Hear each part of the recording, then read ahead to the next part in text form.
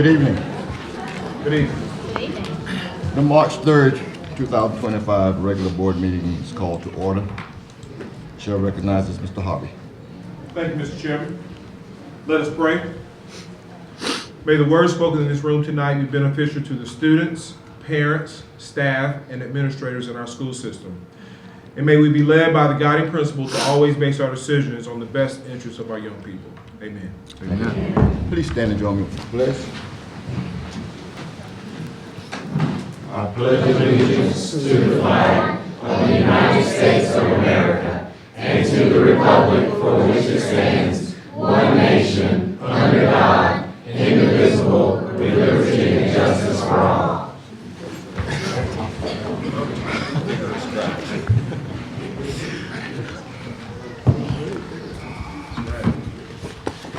Mr. Williams is recognized for tonight's agenda.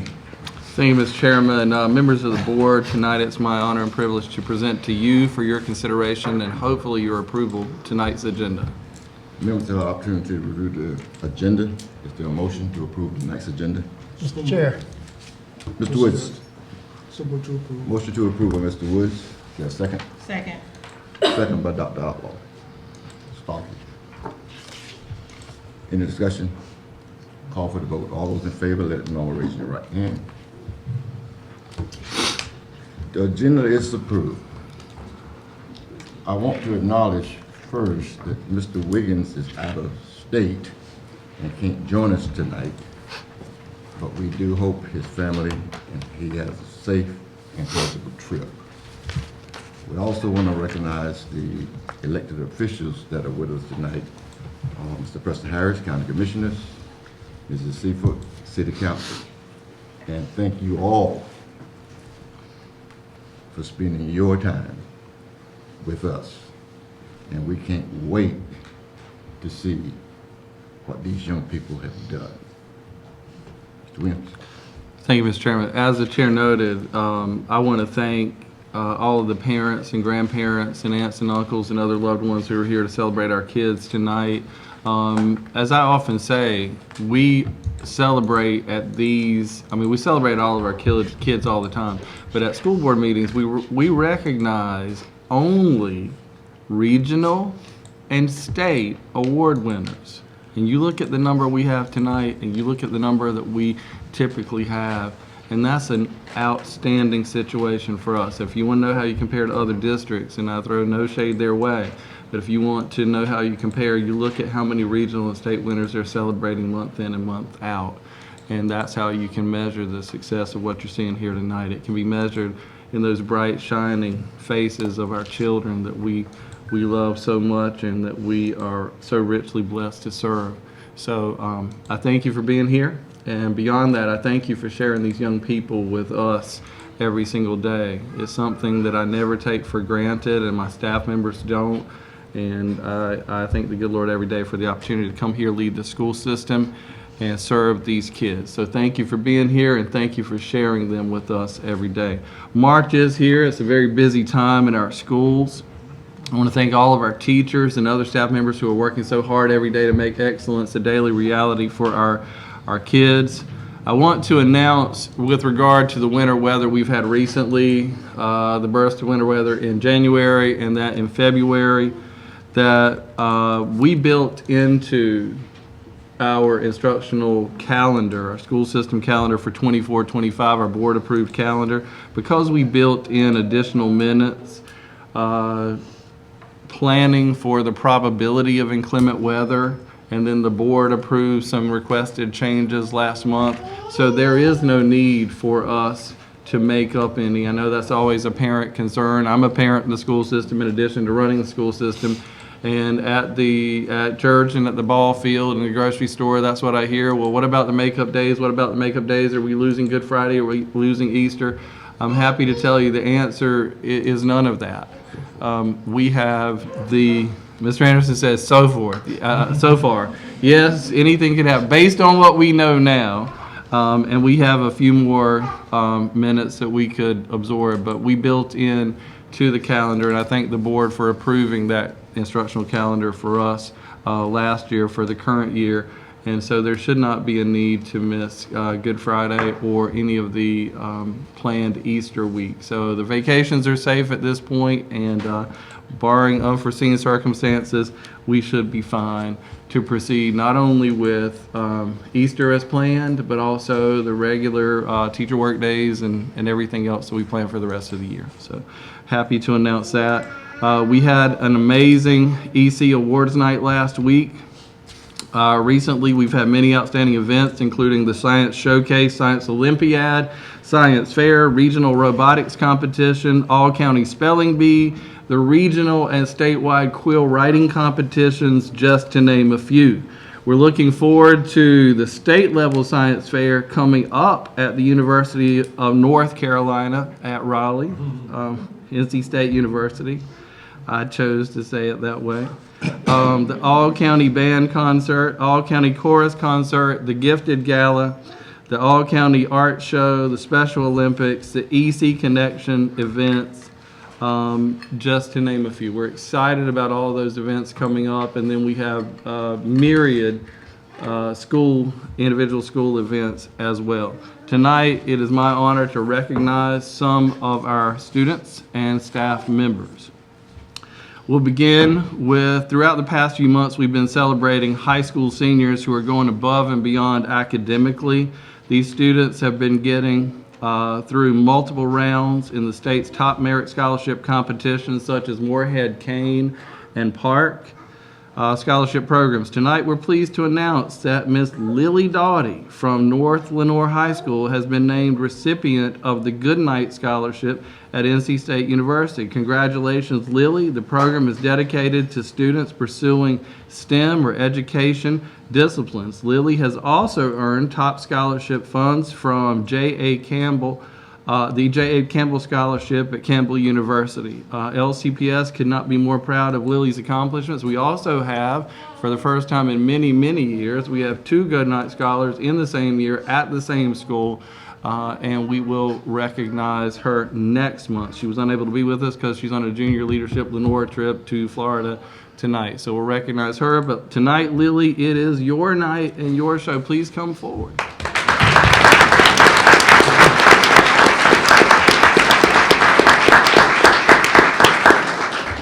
Lily, while I'm getting your certificate, would you like to tell them what the scholarship means to you? I know it's a lot to get together. I had a senior last year, and he was working on scholarship after scholarship application after scholarship app. So would you like to share with the folks what this means to you? Well, this scholarship means so much to me because it really shows how much my hard work has paid off. It also alleviates some of the financial burden in my family, and it allows me to have the education needed for my degree, and I hope to pursue dentistry, so having the STEM degree with the Goodnight Scholarship is very helpful. And also, do you want to tell them about, she just placed in a statewide pageant? Oh, at Distinguished Young Woman? Yes. Yes, I was second runner-up at the Distinguished Young Woman pageant for North Carolina, and I received a fitness preliminary award as well.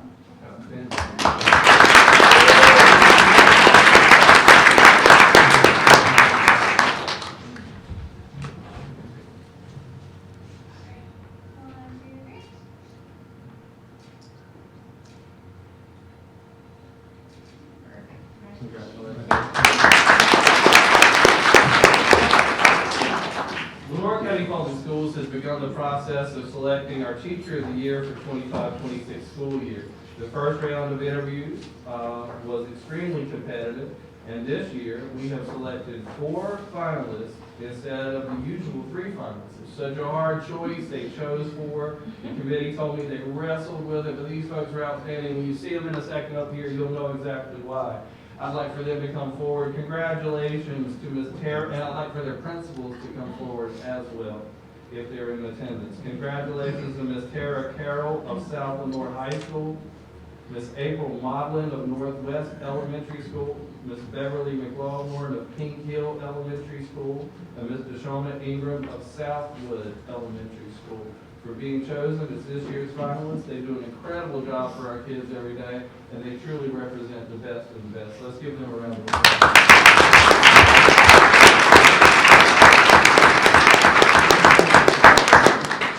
you.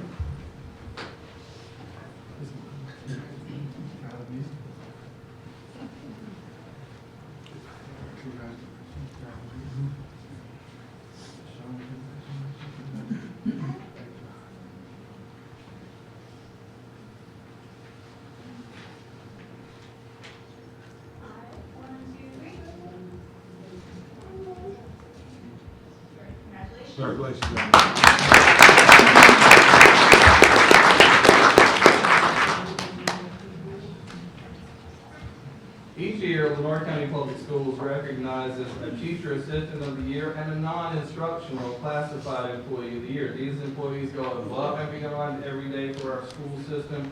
They're truly exemplary members of our school system team. Tonight, we would like to call both of them forward. First, we'd like to announce that Ms. Celisa Cobb from Moss Hill Elementary School, and the principal comes to. Celisa Cobb from Moss Hill Elementary School has been selected as our Teacher Assistant of the Year, and Mr. Andre Clark, I'm pretty sure he's excited about this. He's already asked for his billboard. Attending Savannah's Child Nutrition Department as our non-instructional employee of the year.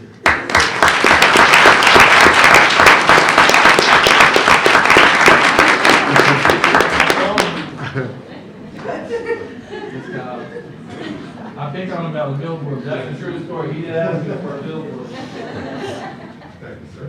There you go. I'm pretty sure you can get it this time. I didn't get the billboard. Everybody scoot to your left just a little bit. Perfect. All right, 1, 2, 3. Great, congratulations. Good job.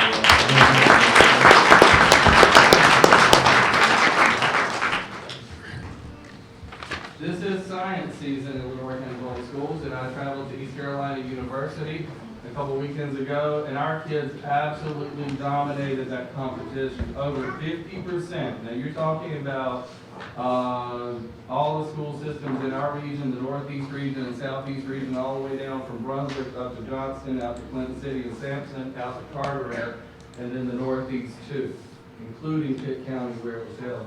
And our kids won over 50% of the awards in that competition. Couldn't be happier about these young people. So I'm so excited for them. 24 students and 15 projects that they created won first, second, or third place. We'll do 2 different rounds. First, elementary division.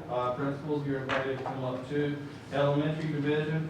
Dylan Clements of LaGrange Elementary School, honorable mention. Carson Tyndall of Moss Hill Elementary School, 3rd place. Oliver Hinkle of Moss Hill Elementary School, honorable mention. Alejandra Rojas of Pink Hill Elementary School, honorable mention. Daniel Martinez Gonzalez of Pink Hill Elementary School, honorable mention. Dylan Jones of Southwood Elementary School, 2nd place. And special awards for the North Carolina American Water Works and Water Environment Association team of Lexi Barwick and Olivia Moon of Contentia Savannah K-8 School, 1st place. Dylan Clements of LaGrange Elementary School, 2nd place. Oliver Hinkle of Moss Hill Elementary School, 3rd place. Let's give these young people a round.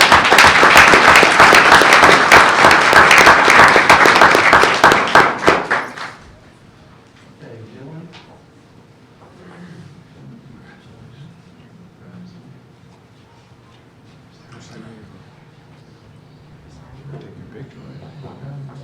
You got 2 from me.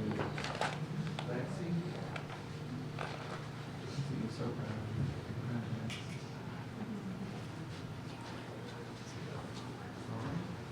you. Dylan. Good job. Daniel. Congratulations. Alondra. Oliver, your 2nd one, and this is Oliver was a winner in the water competition, water and clean water and environmental competition. Congratulations.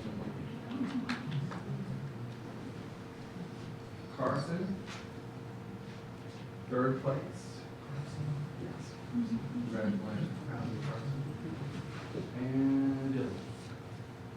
Clements, that's your 2nd one, buddy. Oh, it's for the water. Dylan, congratulations. Proud of you. Good job. guys like to share? I didn't put these adults on the spot, but I'm gonna put you on the spot. Would you like to share what competing in the science fair means to you? Carson said no, I bet you do a great job explaining. Anybody? Anybody want to share? Was it really cool? It was? What did you learn this time that you want to do differently next time? Would you give some advice to somebody else? Deal with that one. I would give advice that if you want to make like a food that's slightly acidic, use slightly acidic water. Use a slightly acidic water. Absolutely. Anybody else with wisdom? Good job. Just go and rock that thing, right? Let's give them another round.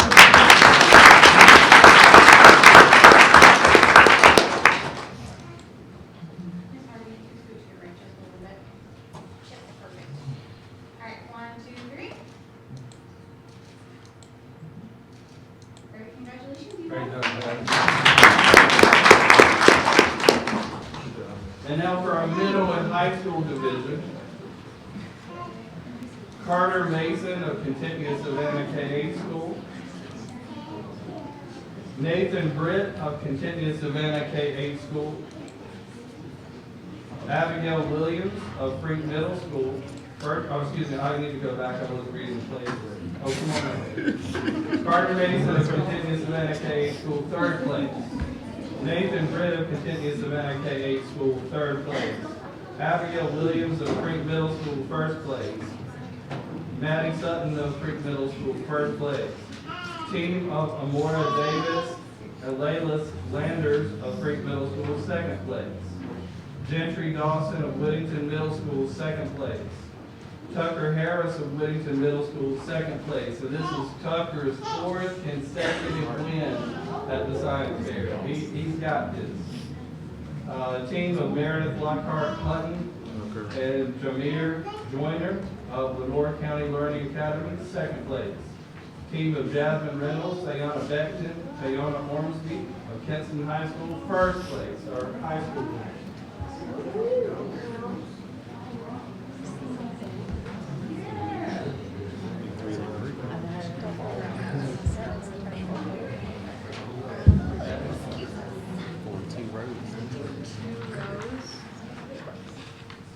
Middle school in the front. And then we're all gonna get really friendly today.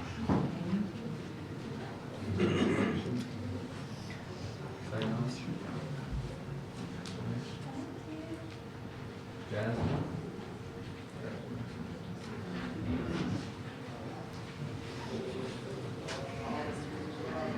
Amir.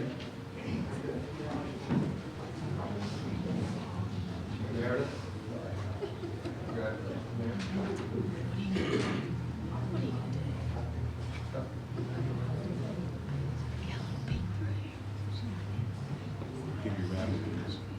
Gentry.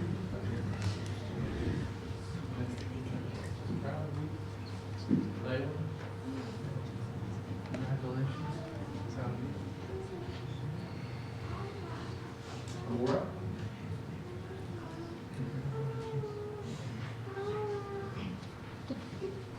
Maddie. Abigail.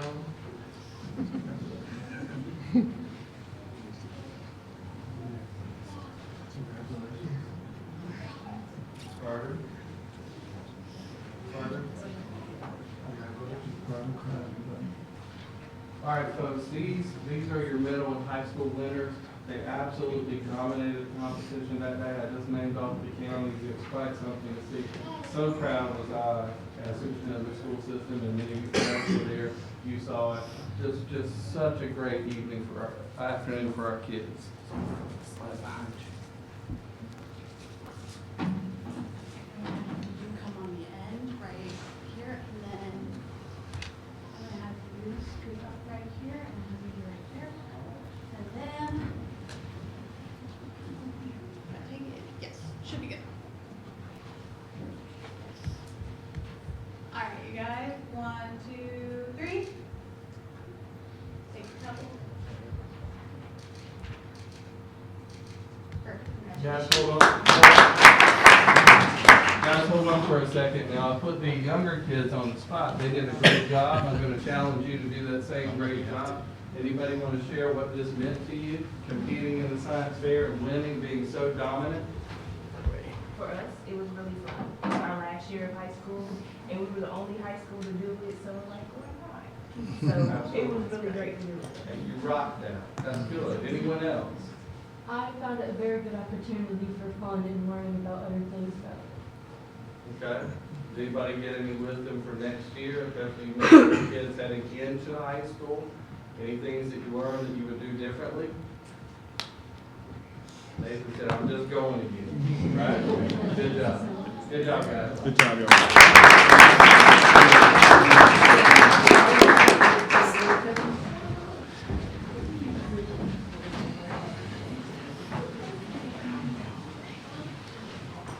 And finally, tonight, the North Carolina School Boards Association Academy for School Boardsmanship would like to honor the following school board members for successful completion of school board training hours for the 23-24 school year. Mr. W.D. Anderson, Award of Excellence, and Mr. Bruce Hill, Scholars Circle.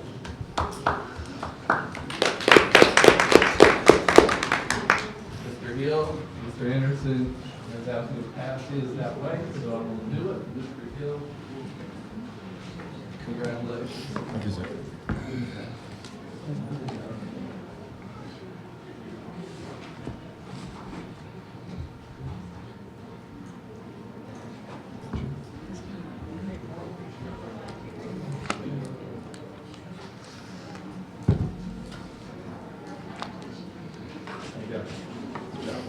Mr. Chairman, that concludes my report. Thank you, Mr. Jones. I understand no one has signed up for public comments. We then move to the presentation. Mr. Chair, may I?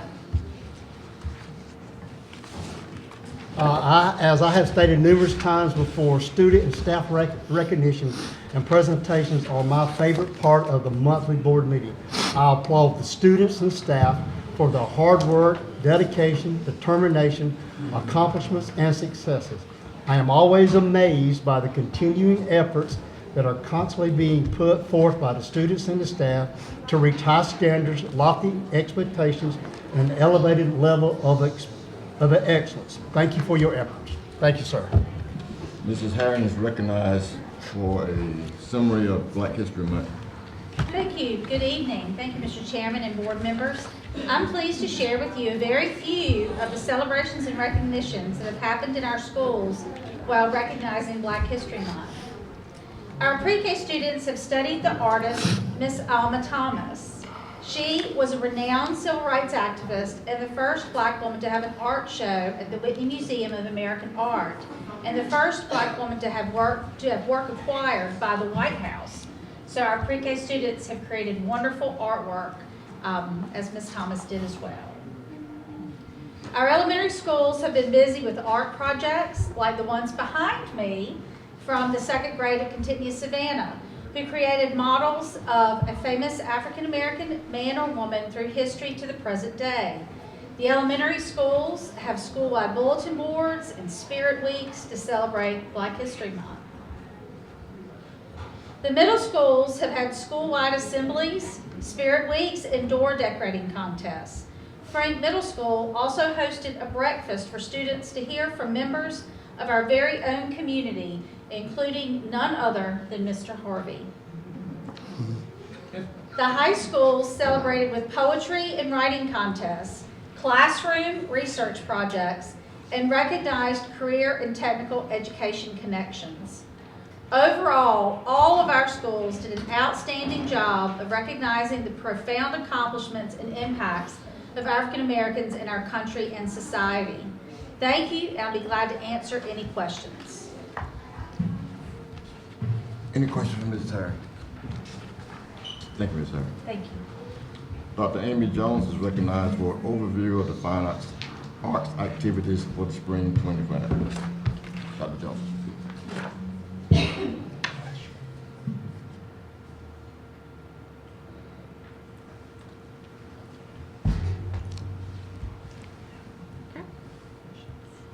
Good evening. Good evening. Thank you for letting me share with you our upcoming Arts in Our Schools events. March is Arts in Our Schools Month. We celebrate the arts in Lenoir County at all grade levels. Students in Lenoir County have the opportunity to take visual art, music, band, chorus, and theater at some point throughout their school career. Students are required by the state of North Carolina to take at least one fine arts class prior to their graduation anytime in 6th through 12th grades. We are fortunate to have multiple opportunities for students to access the arts here in Lenoir County. Governor Josh Stein has released just this weekend a governor's proclamation declaring March as Arts in Our Schools Month, and we have multiple opportunities for you to celebrate with us.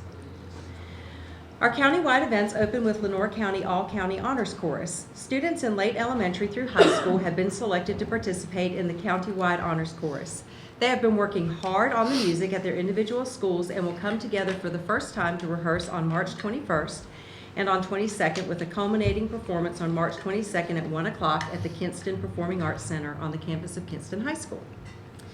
Our clinicians for the event this year are Mrs. Jamie Cox, an elementary music teacher at Grantham Elementary School in Wayne County, who's in her 21st year of teaching music.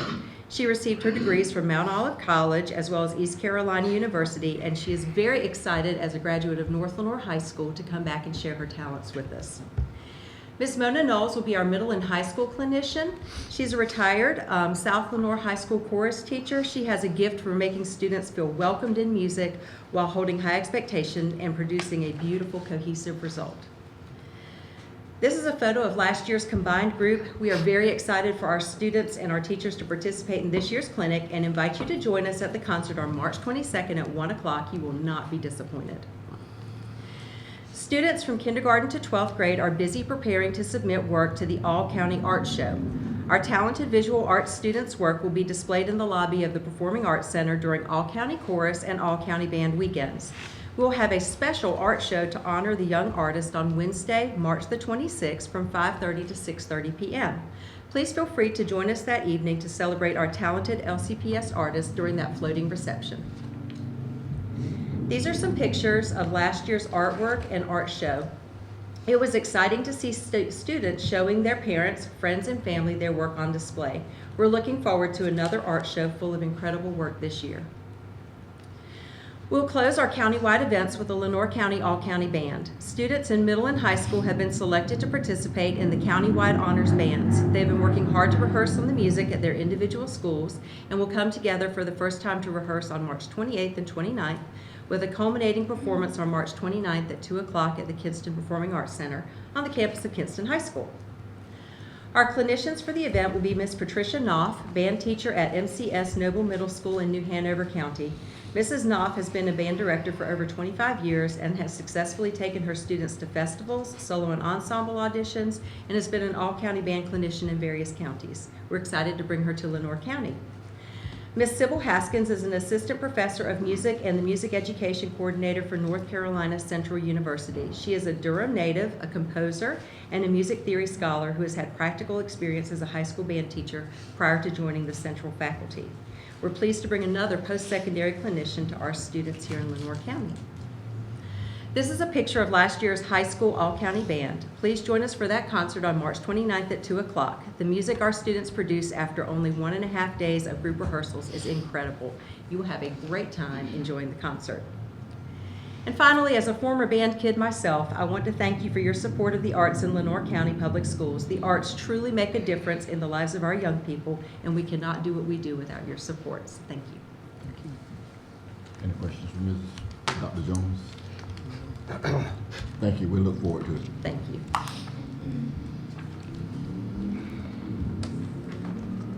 Dr. Jones, Ms. Carlisle, Ms. Cawley will come forward to present information on the school improvement initiative for the spring. Ladies. Good evening. Thank you so much for allowing us to present to you tonight about our focused efforts for a strong finish to our school year. This evening we'll focus on 3 aspects of our efforts: academic monitoring and the interventionist, how we're using the interventionist to maximize results, and then our high impact curriculum efforts that we call focused finish. So we'll speak to the academic monitoring first. At the elementary school level, we are conducting walkthroughs and data analysis. So as part of our walkthroughs, we're looking for that instructional alignment. Is our instruction aligning to the standards as it should be? Are our students engaged? Do our lesson plans align to our curriculum? Is our curriculum being implemented with fidelity? We also are giving common formative assessments about once a month in reading and math and science for 5th grade, and that has been all year, so that helps us gauge where our students are throughout the year and how we need to intervene immediately. We have our reassessment data, and then we do look at this data at a district level, at a school level, and at a teacher level. And so that way, and at a student level. So that helps us really drill down to what our students need. Okay, good evening. For middle school, we're focused on data analysis, targeted instruction, and student discourse.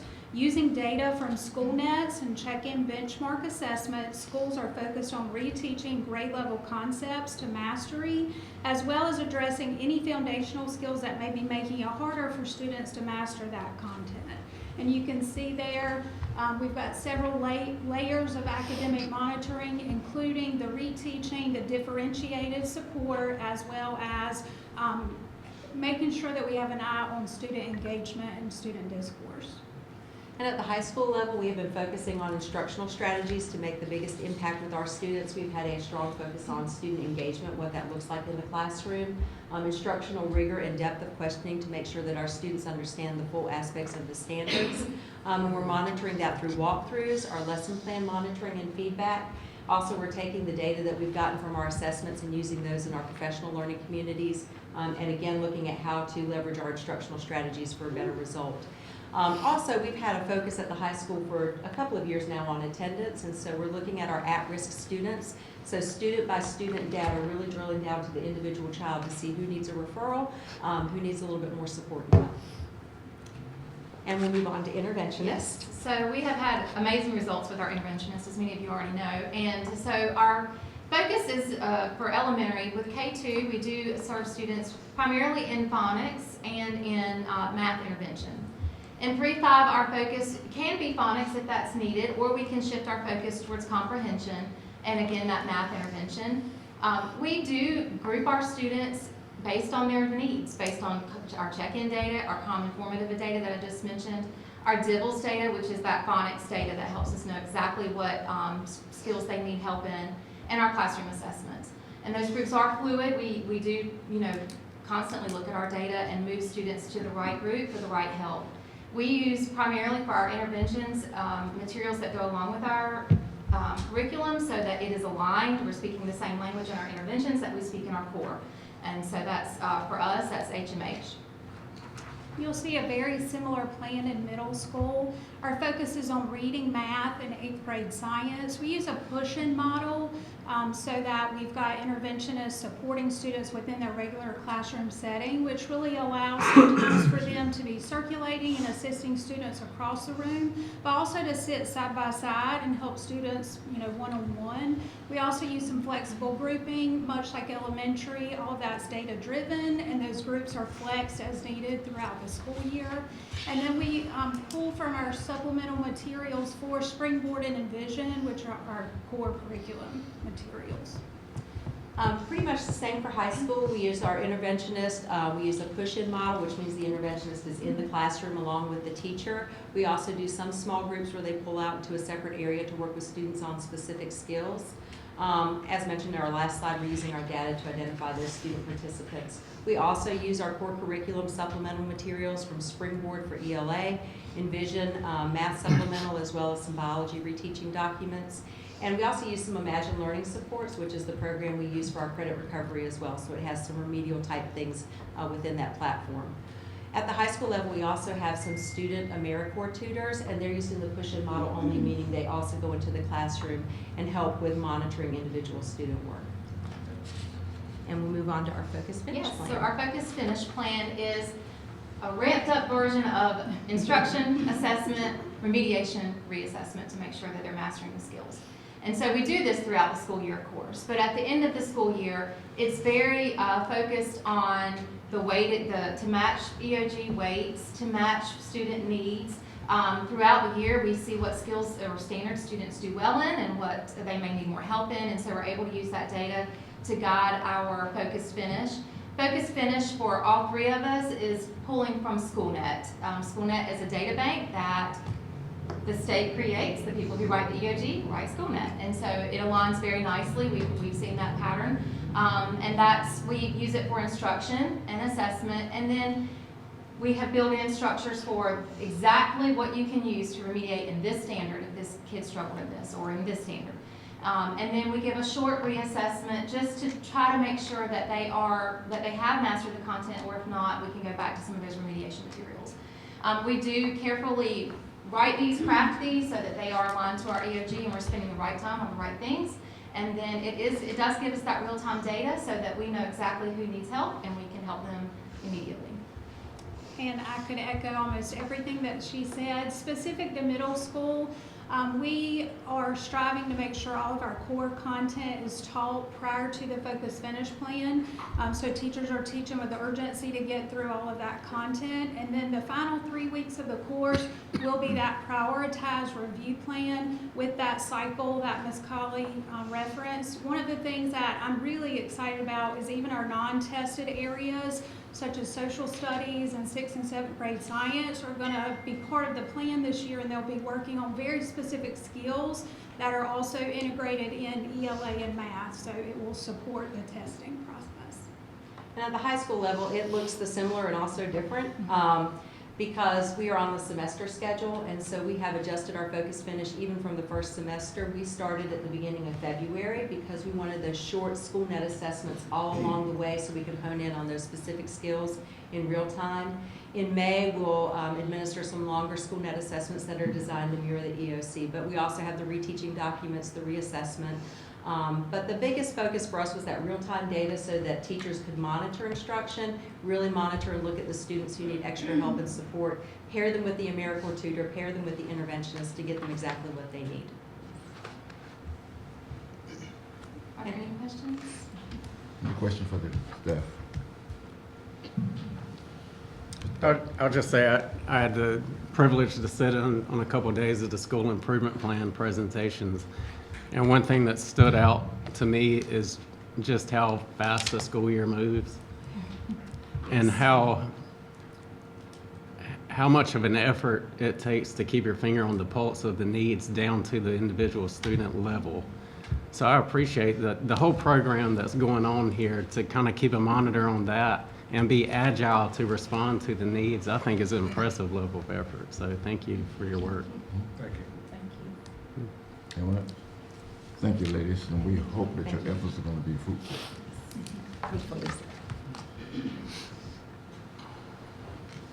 That's Stephanie Harrell.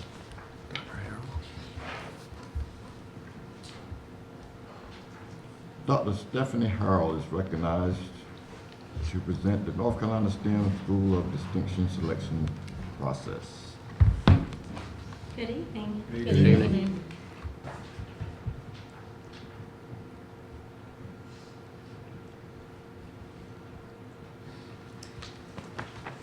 Thank you for allowing me to be here tonight to present to you information about the North Carolina STEM School of Distinction Progress and Recognition Program.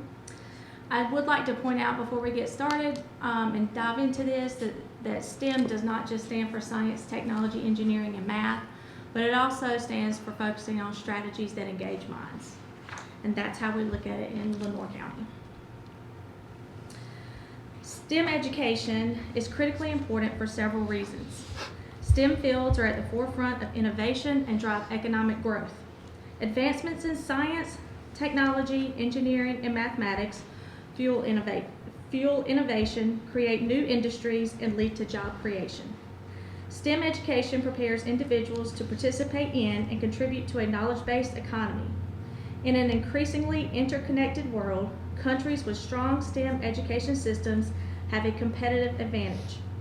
STEM skills are in high demand across industries, and nations that prioritize STEM education can maintain their competitiveness in the global marketplace. As the demand for STEM-related jobs grows, STEM education plays a crucial role in preparing a skilled workforce. By providing students with hands-on experiences and exposure to STEM concepts, education systems can better meet the needs of employers and ensure that individuals are equipped for success in the workplace. STEM education is vital for driving innovation, fostering economic prosperity, and addressing global challenges. By investing in STEM education, societies can empower individuals to make meaningful contributions to society and build a brighter future for generations to come. To identify and recognize exemplary STEM schools and STEM programs, the STEM Schools of Distinction Recognition Program was developed. This program provides a standard definition of quality STEM implementation using the STEM School Progress Rubric as the framework and backbone of the application process for implementing the 5 overarching STEM principles. Schools who have successfully utilized the rubric have an opportunity to submit an application providing narrative and artifacts of evidence of their school's distinguished STEM approaches to leading and learning North Carolina's process to become recognized as a STEM school of distinction. It's one of the most rigorous STEM recognition programs in the United States, and the model is used across the country as the framework for many other STEM recognition programs. Continue Savannah K-8 School helped pilot the NC STEM School of Distinction Recognition Program and was one of the original 11 North Carolina STEM Schools of Distinction during the 2014-2015 school year. The STEM Progress Rubric, I do have a QR code here because it's a lengthy document and I didn't think that you guys wanted to sit and read all over it tonight. But just to highlight what it does, the Progress Rubric is a vital tool for advancing STEM education and driving school improvement.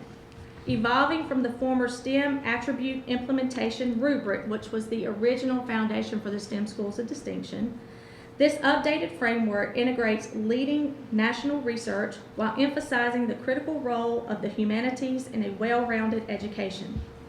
The rubric is designed to be flexible, allowing schools and communities to define STEM education in ways that align with their unique needs and priorities.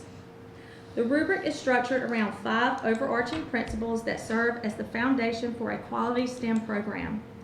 Student opportunities focus on ensuring all students have access to equitable, hands-on, and inquiry-based learning experiences that foster critical thinking and real-world problem solving. This includes the integration of STEM across disciplines, access to rigorous coursework and real-world learning experiences, development of the STEM literacy and career awareness, and participation in competitions, internships, and research opportunities. STEM community connections emphasize the importance of establishing strong partnerships with local industries, higher education institutions, and community organizations to enhance student learning and career preparation. These connections provide engagement with industry professionals, opportunities for mentorship, apprenticeships, and work-based learning, family and community involvement in STEM initiatives, and outreach efforts to promote STEM education beyond the classroom. School culture plays a critical role in cultivating an environment that embraces innovation, collaboration, and a growth mindset to support both students and educators. A strong school culture is built through a school-wide commitment to STEM-focused learning, the development of leadership in STEM education, and the integration of problem-solving and critical thinking into everyday learning. Connections between K-12 and post-secondary pathways align STEM instruction with workforce and post-secondary education requirements to prepare students for future careers. Schools must establish clear pathways from elementary to high school STEM programs, provide exposure to college and career readiness opportunities, emphasize STEM competencies and workforce skills, and collaborate with higher education institutions to ensure students are well prepared for the next phase of their education or career.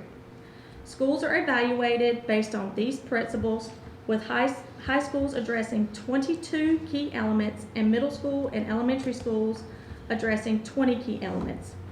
Each element is assessed using a scale ranging from early to model, allowing schools to track their progress and identify areas for growth. The North Carolina STEM School Progress Rubric serves as a roadmap for schools to reflect on their current practices, develop sustainable strategies, experiment with innovative practices, and measure the advancements in STEM education. The application process is pretty rigorous. To become a North Carolina STEM School of Distinction, you go through a multi-step process designed to assess a school's commitment to high-quality STEM education. Schools begin by completing self-assessment using the progress rubric. Once the self-assessment is completed, schools submit an application with supporting evidence demonstrating their implementation of STEM best practices. Schools are then reviewed by a team of 3 trained by NCDPI on the rubric. Schools that meet the required criteria may then advance to the site visit stage. This is where a lot of applications stop. They don't get the site visit. The team of reviewers observes instruction during the site visit, speaks with students, teachers, and community partners, and evaluates how STEM principles are integrated during daily learning. Following the visit, the review team debriefs and provides feedback. Schools that successfully meet or exceed expectations are recommended to the State Board of Education for the North Carolina STEM School of Distinction designation.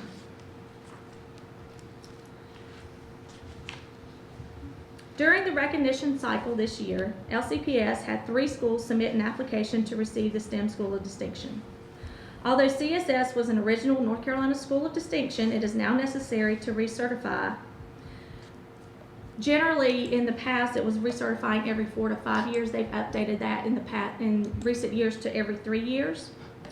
The first recertification is a much shorter process. It does not involve the entire progress rubric.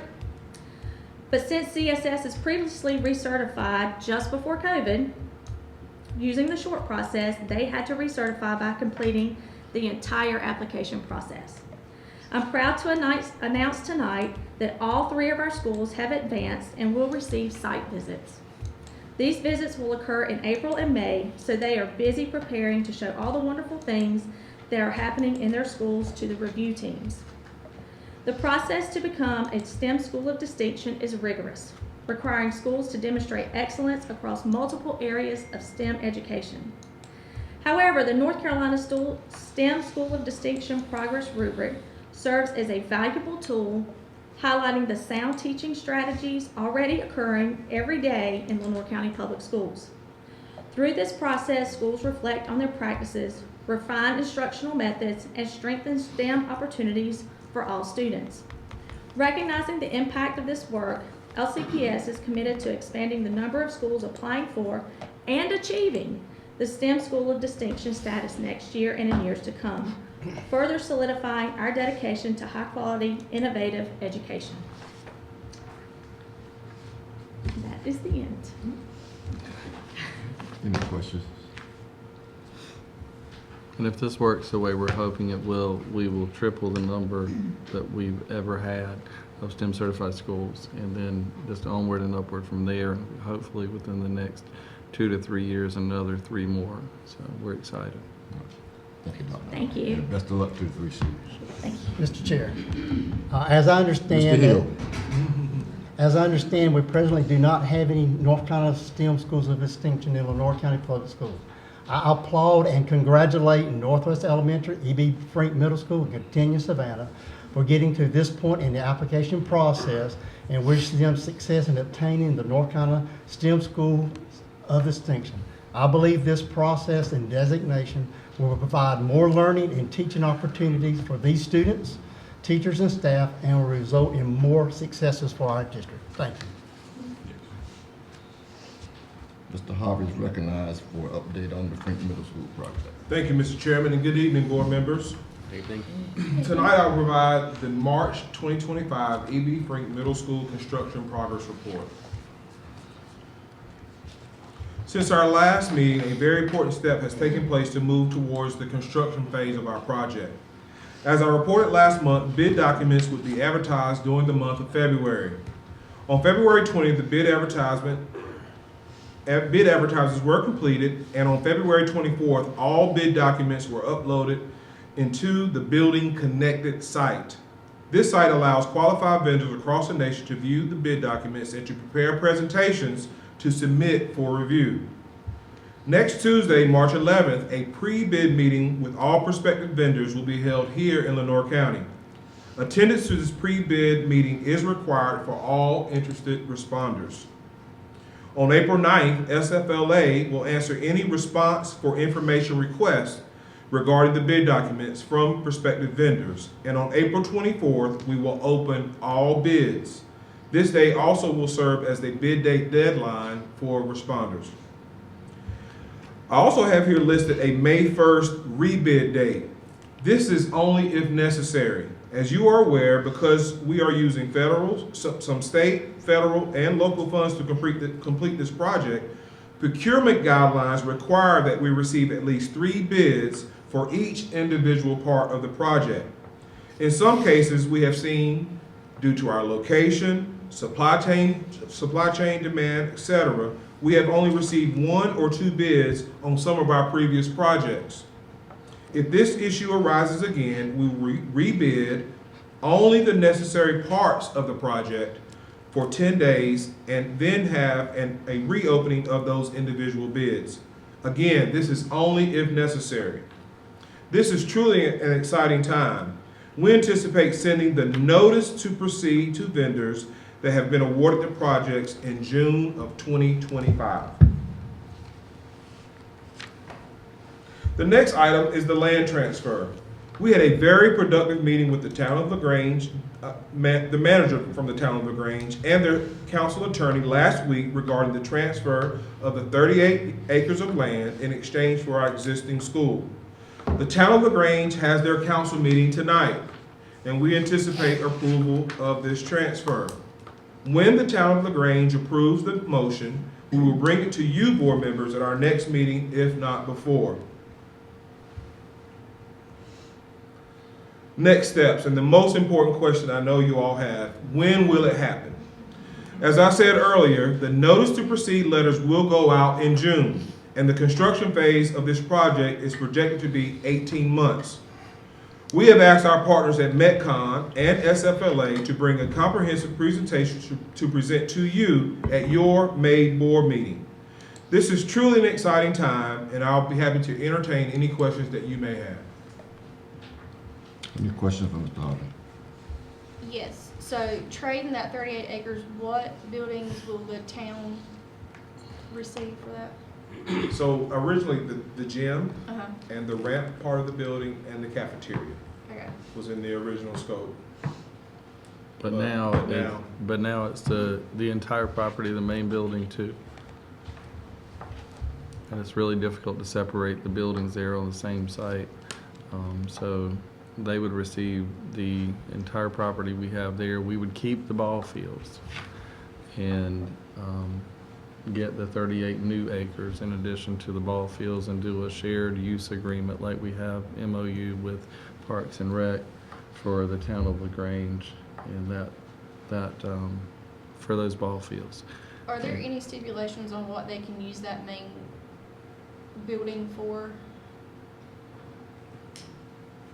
No, but the town attorney and the town manager did tell us they're very concerned about that, and they don't want it used for anything that would conflict with they're going to use the gym for a Parks and Recreation, LaGrange Parks and Rec hub, and so they either will decide what they want to do with that main building, or possibly tear it down, or possibly sell it, and they might, part of what they're deciding tonight is if they want us to retain ownership of it and sell it, and maybe work out some deal to give them part of the after profit and after expenses, the net proceeds. But the market's really hot right now. We saw that with Teachers Memorial. It used to be very difficult to sell old schools, but now it's not so much. We got a lot of bidders on Teachers, and it was in terrible condition, and Frink is in really good condition.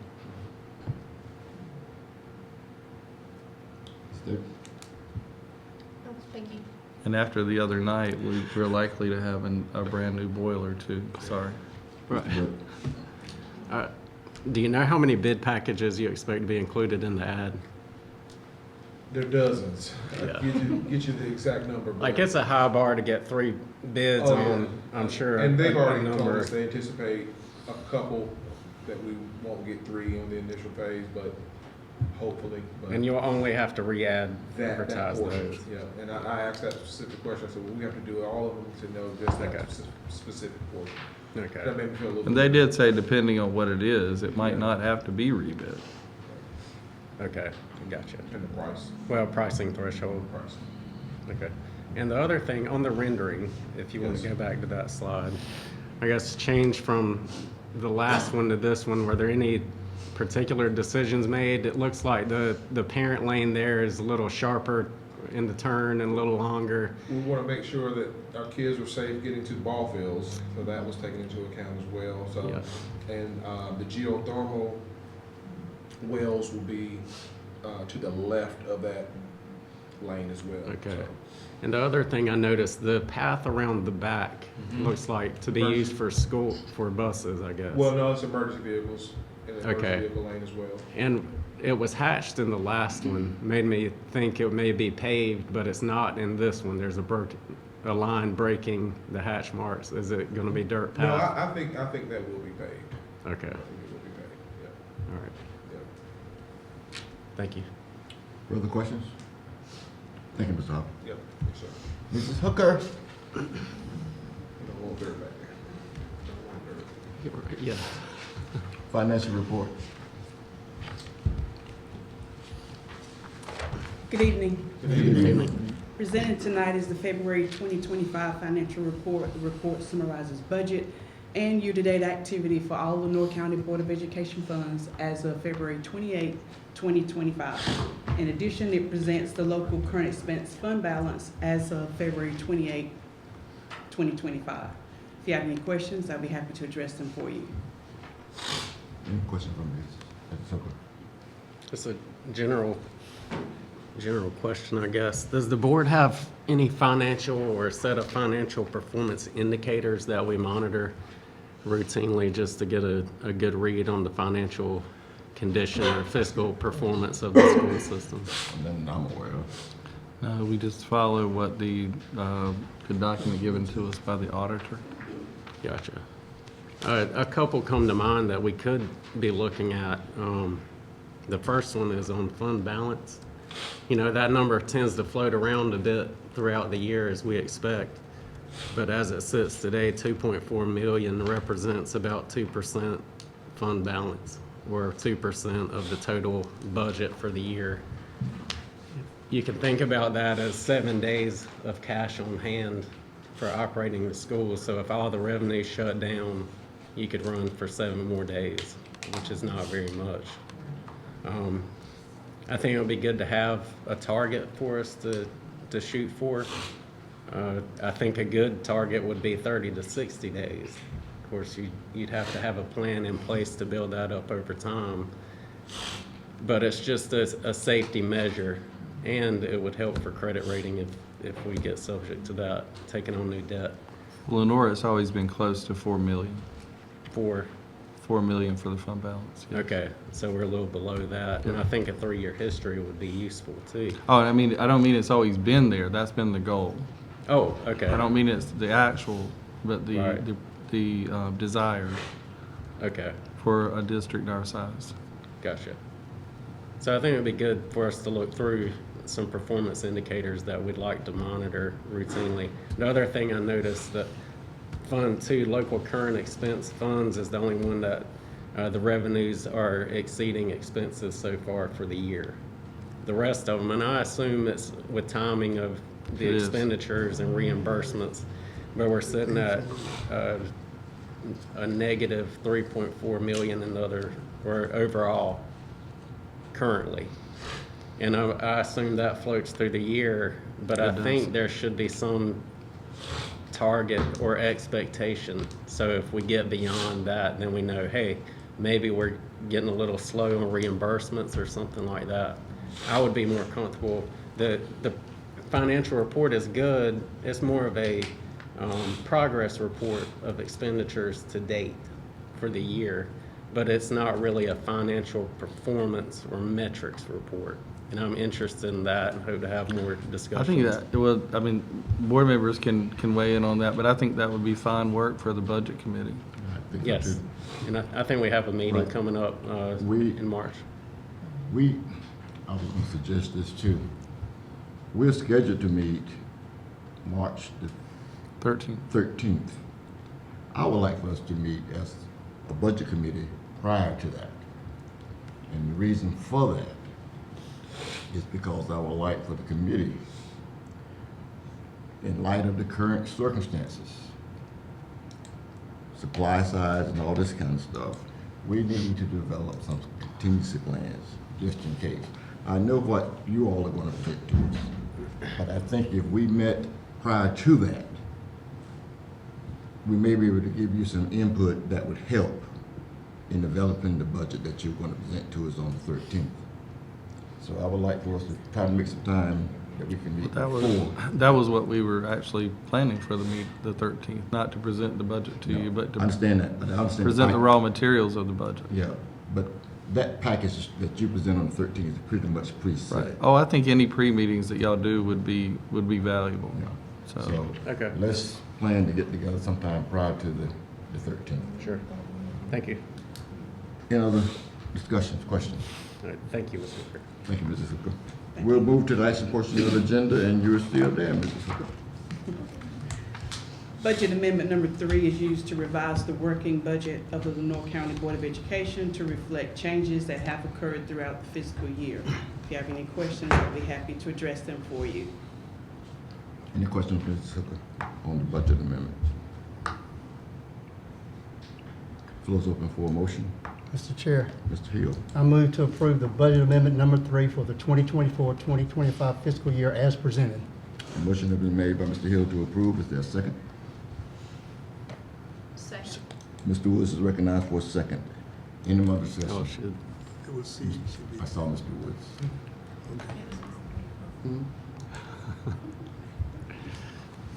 A motion is made by Mr. Hill and seconded by Mr. Woods to approve the budget amendment. Are there further questions? If not, the chair will call for the vote. All those in favor, let it know by raising your hand. The amendment passes without dissent. Thank you, Ms. Thank you. Thank you. Mr. Williams, board proposed meeting. all right, board members, tonight we are presenting for your review and approval the proposed board meeting dates for next year. Now, what we've tried to do is adjust for conflicts. You'll see, like, for instance, the July meeting in June because of the way July 4th falls on the Friday, and are people taking the week before, the week after, and that's in the, not exactly a unique position, but it's more so than in previous years. We've tried to have that meeting in July. For more years than not, we've had the July meeting at the end of June. But the last few years, we've had it in July. So it's board preference, but we put it there for a proposal. And otherwise, then your meetings look standard right on up until we've adjusted. If the board members have a conflict with a conference or a meeting, then we have moved the proposed date. For instance, January, the date has changed because of your conference in Washington, D.C., your School Boards Association conference. We've moved that in case any board members wish to attend that. This year we had a conflict on that date, and no board members went anyway, but if you had, it would have been a problem. And then we adjusted the date again, I believe, for your national next year, for your national NCSBA, or your natural NSBA conference. And so you have that one as well. So I believe those were the 3 moves that we had. Any questions on the proposed meeting date?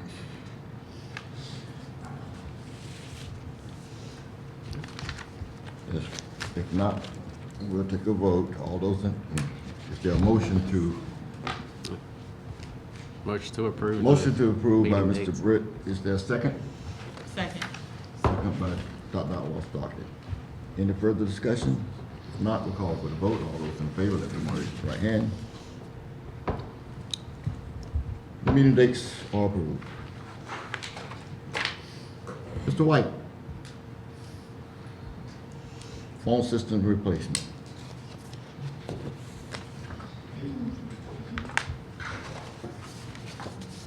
Good evening. Tonight, I'm pleased to present a recommendation that will enhance our district's communication systems while reducing costs. This proposal is a result of a thorough evaluation aimed at improving reliability, security, and overall efficiency. For more than a decade, Lenoir County Public Schools have worked with the same phone provider. As our contract nears its current expiration, we took the opportunity to explore alternative solutions that could better serve our schools while optimizing expenditures. Our goal was to identify a provider that offers modern, reliable services while maintaining the highest standard of security and support. Earlier this year, we initiated a competitive bidding, receiving over 23 proposals from vendors. A committee of district staff, including representatives from bookkeepers, technology, DLSs, were all a part of the selection process. The evaluation process considered costs, technical capabilities, vendor experience, and overall support to ensure we selected the most effective and fiscally responsible solution. Following this review, we identified the provider that meets the district's needs while delivering significant cost savings. The new system will replace all classroom and office phones with upgraded models. Additionally, the proposed contract has been reviewed by Therapy & Smith to ensure that it aligns with the district's best interests. Tonight, I'm submitting for your proposal for the final review and respectfully request your approval. This initiative represents a strategic investment in our communication infrastructure, ensuring reliable services while maintaining costs effectively. Thank you for your time and consideration, and I welcome any questions that you may have. Questions from Mr. White? The lower cost structures are particularly beneficial for this now because this used to be reimbursable to a larger degree through E-rate funding, and now it's 0% reimbursable. So it's basically all on us from other sources now. So time was that we could purchase the most expensive phones out there and have it reimbursed at a rate of 100%. That's not the case now, and we're trying, and we never were trying to throw away money, but we certainly, it's more of an essential feature of the process now than it has been in the past, trying to find economical phones that will do the job. Floor is open for a motion. Mr. Chair, Mr. I Hill. move to approve the phone system replacement contract with Encore as presented. Is there a second? Second by Mr. Brett. The motion has been made by Mr. Hill, second by Mr. Brett, to approve the phone system replacement. Without further questions, we'll call for the vote. All those in favor, let them know by raising your hand. Motion passes. Thank you. That concludes the action portion of the agenda. Floor is open for a motion to enter into closed session. Mr. Chair, Dr. Al-Aswaki. I move that the Lenoir County Board of Education go into closed session under North Carolina General Statute 143-318.11 to prevent the disclosure of confidential personnel files, to consult with the board's attorney in order to preserve the attorney-client privilege, and to consider matters relating to initial employment of an individual employee. Motion has been made by Dr. Sparky to enter the closed session. Is there a second? Second. Second by Mr. Hill. All those in favor, let them know by raising your hand. What's that question? No, he has second.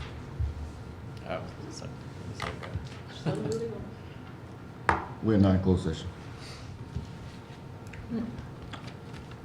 Floor is open for a motion to approve the personnel report with the addendum. Mr. Chair, Mr.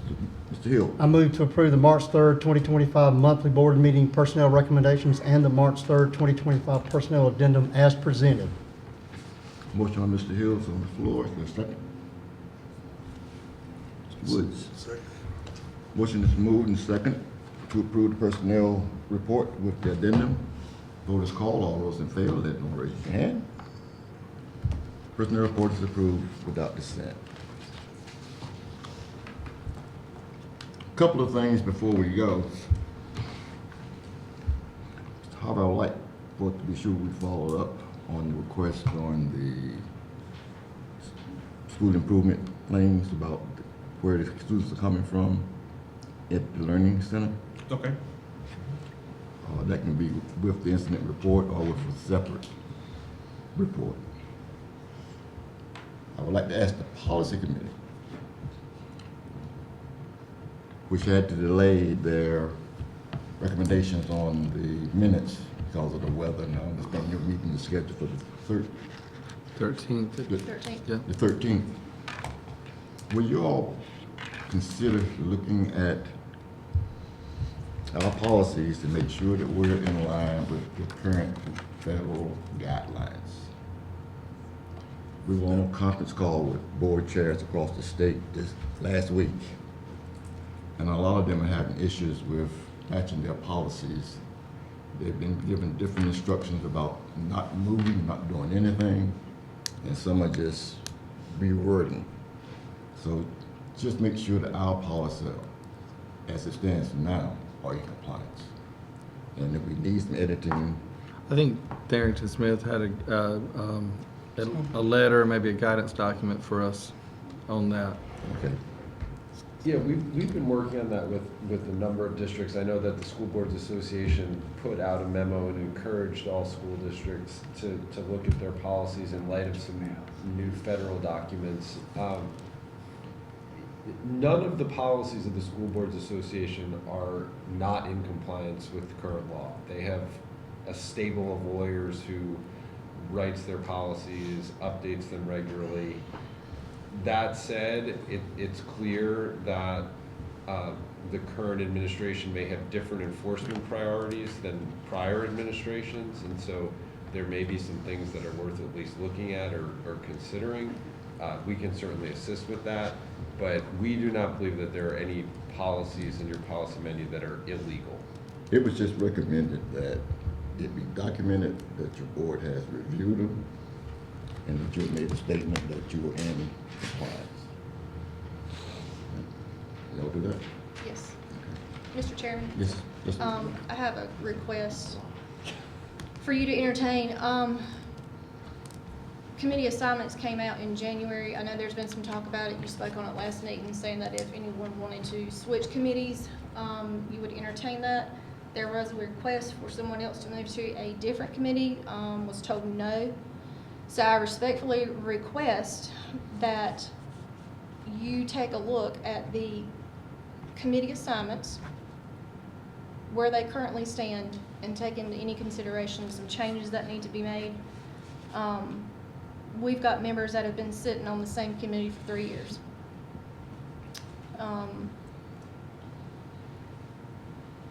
It would be advantageous that, as for you, the chairman, to allow everyone to serve on these committees so that everyone is knowledgeable. I understand that your reasoning for saying no is that you're ex officio on the facilities committee, but you're also assigned to the facilities committee.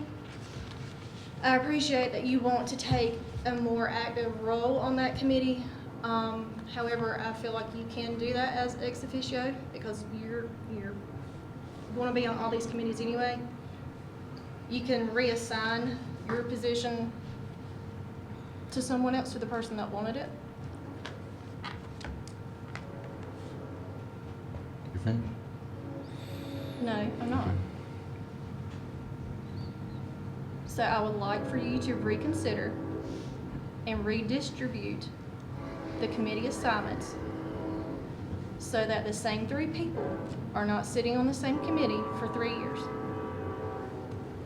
And if you would like, I put everything in a spreadsheet, and I'm more than happy to share it with you so that you can see where people have been sitting and for how long. Now I'm finished. My position is that I think anytime there are 4 members of the school board present discussing school business, you're in violation of open meeting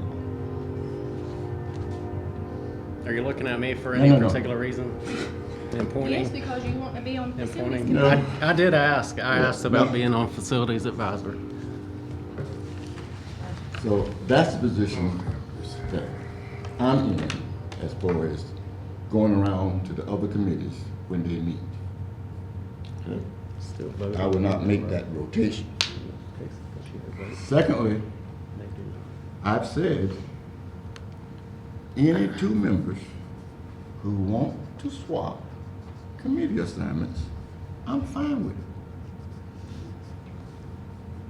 Now, if this board wants to come up with another process for selecting committee assignments, all it takes is 4 of you.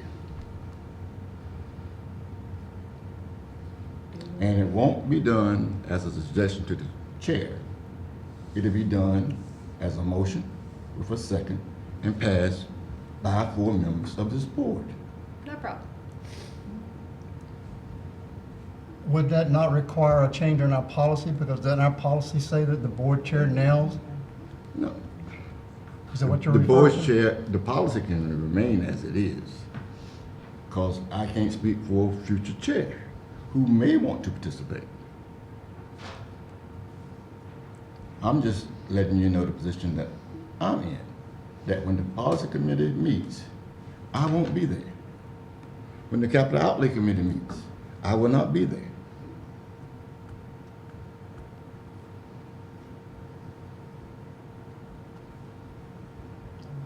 All I'm saying is the same 3 people don't need to sit on the same committee for 3 years in a row.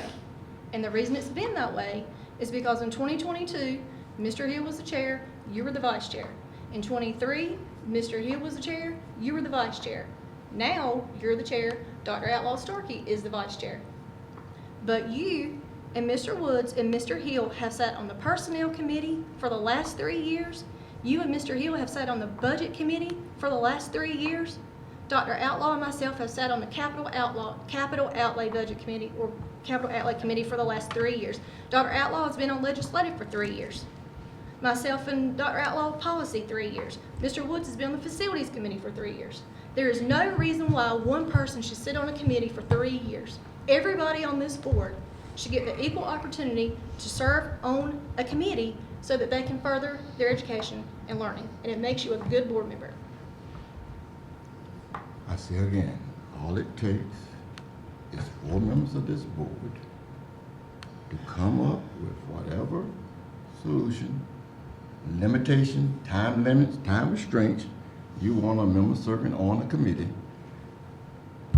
It's up to the majority of the board. No problem. I'll have that for you next month. Because as it stands,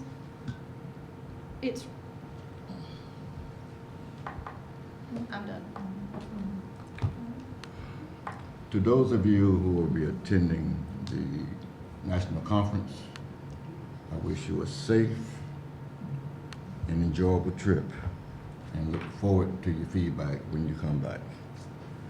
Chair's open for a motion to adjourn. I had one more question, different topic. Do we have a compensatory policy for teachers to build comp time? Because right now, I've gotten some questions since they're having to make up time in a lot of activities.